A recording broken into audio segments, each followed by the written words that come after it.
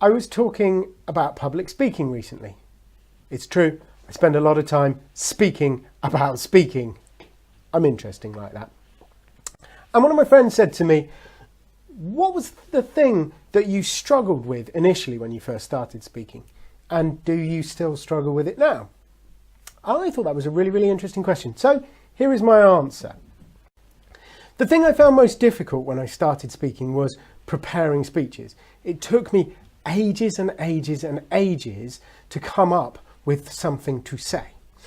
And I've noticed that a lot of people that I've worked with who are also fairly new have the same problem. So I hope this helps. I used to really put a lot of time into it. These days, however, I don't.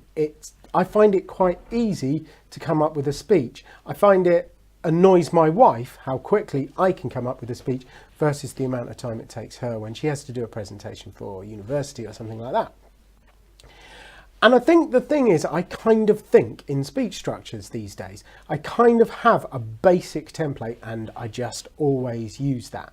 So approximately every speech I have ever written goes like this. There is an attention grabbing opener. You have to grab people's attention. They don't give it to you for free anymore. So there is an attention grabbing opener. And then there is the main point. And I try and hit the main point. And then I hit it again. And then I give it a great big thwack. That's paraphrasing Churchill, by the way. But basically, one main point, hit it again, and then give it a great big thwack. And then finally, I close with a call to action. I tell people what I want them to do as a result of the information I've given them. So that's the simple structure that I use. Attention grabbing opener, hit your point, call to action. But I don't really write the speech like that. What I do is I sit down and I start and I think, what do I want people to do as a result of my speech? Because if people aren't going to do anything as a result of my speech, I would wonder why I'd be making it. So I start off by thinking about the call to action that I'm going to give them at the end. I start off by thinking, what do I want you to do at the end of my speech?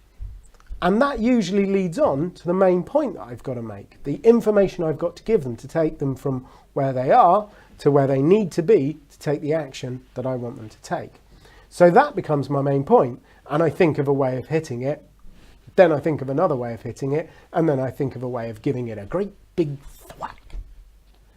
And then finally, I come up with an attention-grabbing opener. Now, some people would think, well, why don't you do the introduction first? It's pretty simple. I used to do the introduction first, and I'd write a great introduction, but unfortunately not for the speech that I was intending to make. So now I write the introduction last because it guarantees it actually introduces the speech that I've written.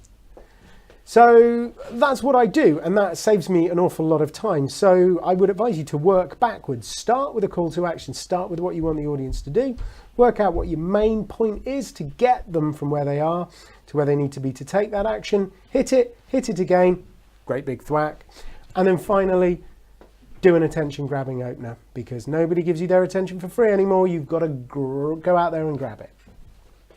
I hope that helps. I hope that's going to help you be more than a chain.